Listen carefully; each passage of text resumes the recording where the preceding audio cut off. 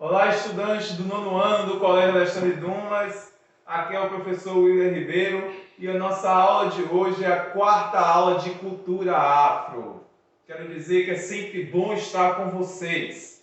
Vamos trabalhar o tema hoje, discriminação racial ou étnico-racial. Então, o Estatuto da Igualdade, Racial, ele afirma lá, descreve, reconhece o que é o racismo, o que é a discriminação racial. Então nós vamos conhecer um pouco desses conceitos e repensar as consequências dessa ação. Então muitas vezes, por desconhecer o conceito, nós terminamos praticando esse ato de forma involuntária ou muitas vezes aceitando condutas de outras pessoas como se fosse normal.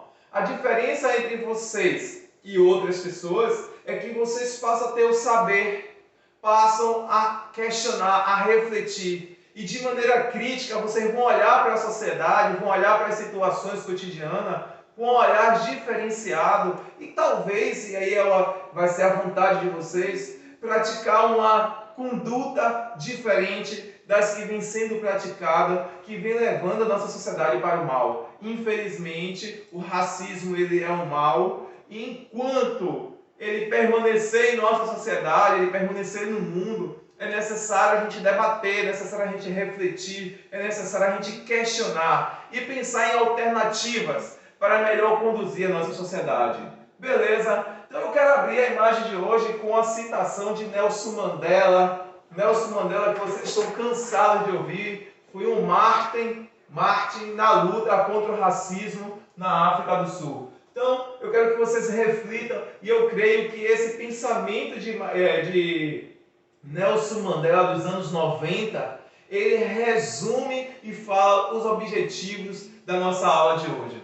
Então, segundo Nelson Mandela, ele afirma assim: eu lutei contra a dominação branca e lutei contra a dominação negra. Eu nutri o ideal de uma sociedade democrática e livre, na qual todas as pessoas vivem juntas em harmonia e com oportunidades iguais. É um ideal que eu espero viver para alcançar, mas se for preciso, é um ideal pelo qual estou preparado para morrer.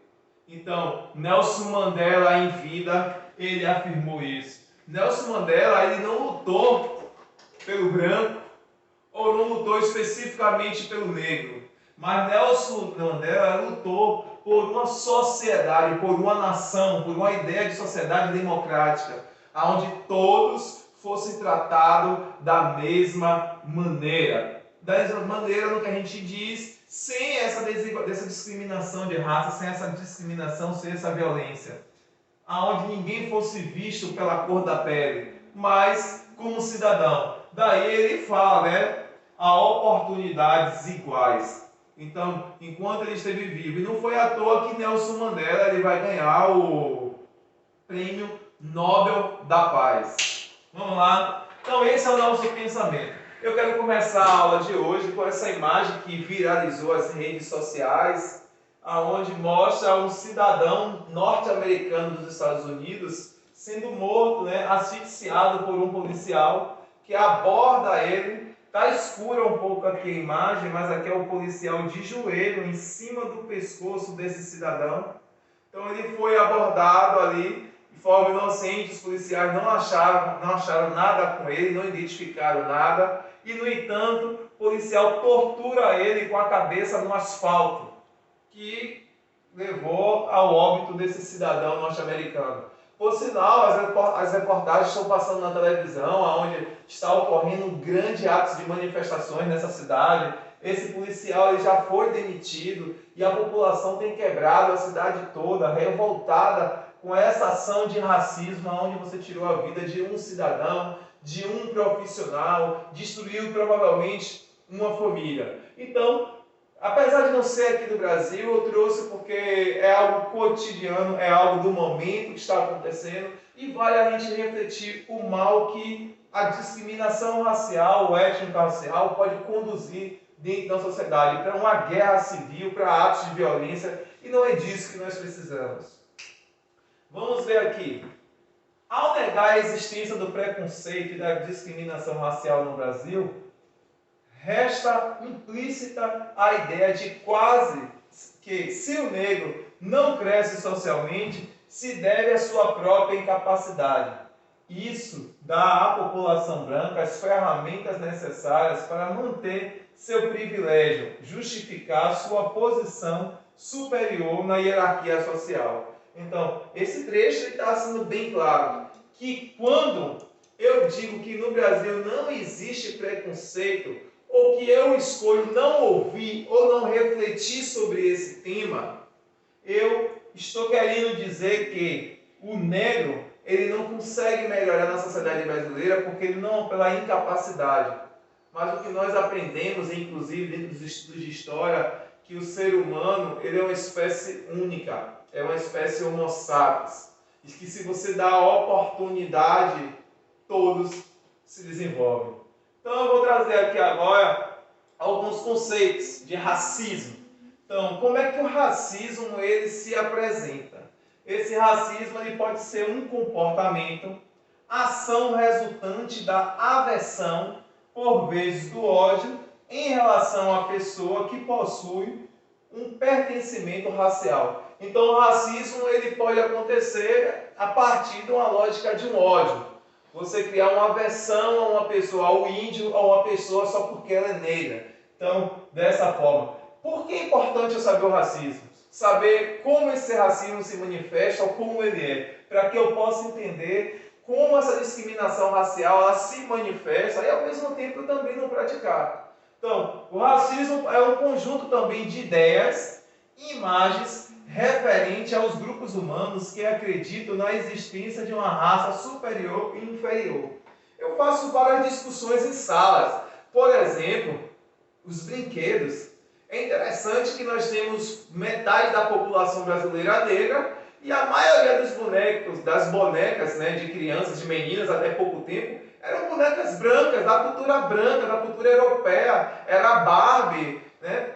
Todos os bebês eram brancas, então você vê que a existência de brinquedos da cor negra começou a surgir recente. Da mesma forma, produtos de beleza, né, voltados para a cor negra, pelo cabelo negro, era uma coisa difícil de se achar. E é algo recente também, que vem aparecendo nos mercados. Então a gente tinha essa lógica, ideia, a imagem do que o belo é o branco, o negro é o feio. Tudo que pertence à cultura, à identidade negra, era vista como algo negativo. Então, por exemplo, é interessante que há tempos atrás, a gente assistia a novela, você não via um apresentador negro.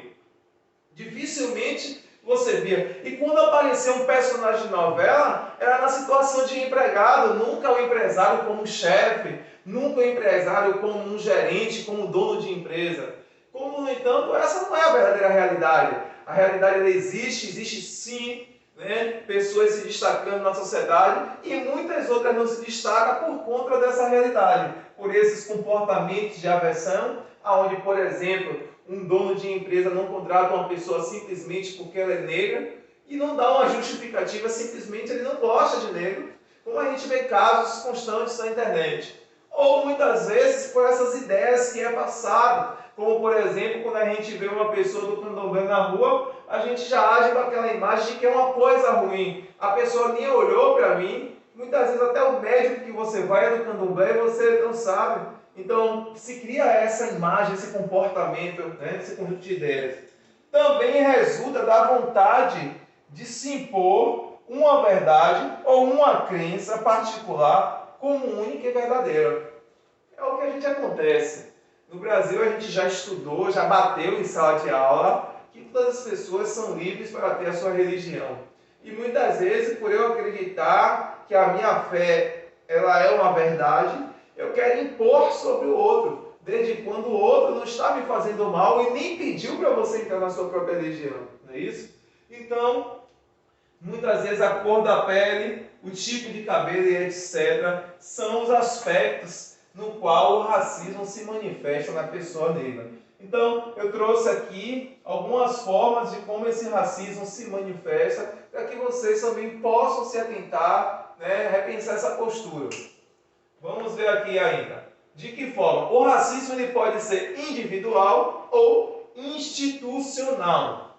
Então, manifesta-se por meio de atos discriminatórios quando ele é individual, por meio de atos discriminatórios cometidos por indivíduos contra outros indivíduos, podendo atingir níveis extremos de violência como agressões, destruição de bens ou propriedades ou até assassinato. Então veja que eu abri aquela segunda imagem do cidadão norte-americano aonde ele foi agredido. Então veja o mal que o racismo, simples aversão à cor da pele pode conduzir. Nesse caso é um individual, de pessoa para pessoa.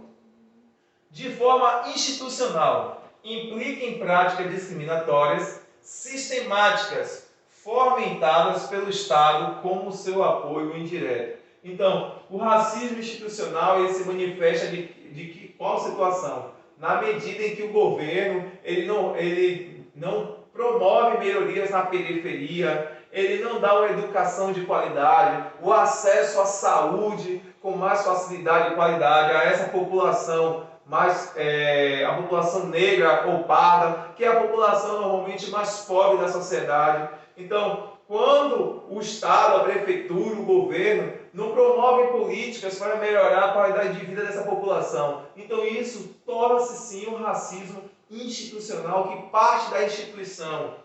Ok? Vamos lá.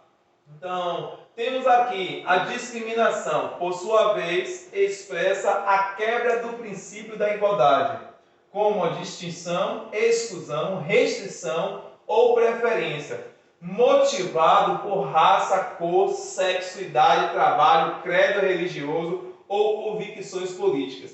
Aqui é o conceito de discriminação. Então a gente viu o conceito de racismo, como ele se manifesta, e aqui a gente está observando como se manifesta esse ato de discriminação, que pode ser a discriminação racial. Então, quebra o princípio da igualdade. Uma sociedade com discriminação não tem igualdade. Então, gera exclusão. Em que sentido a exclusão? O cidadão ele estuda, se forma, mas muitas vezes, por ser negro, ele é um médico, é um enfermeiro, ele não é contratado. Ele é um farmacêutico, não é contratado simplesmente por ser negro. Gera essa exclusão. Restringe, ok? Devido à preferência. Então, muitas vezes a gente ouve falar que prefiro fulana só porque é branquinha, porque parece ser mais bonitinha. E, no entanto, isso é uma ideia criada, são atos discriminatórios. Vamos ver aqui o preconceito agora. O que exatamente é o preconceito? Indica opinião ou sentimento favorável ou desfavorável, concebido sem um exame crítico. Então, preconceito quer dizer, é uma opinião preconcebida.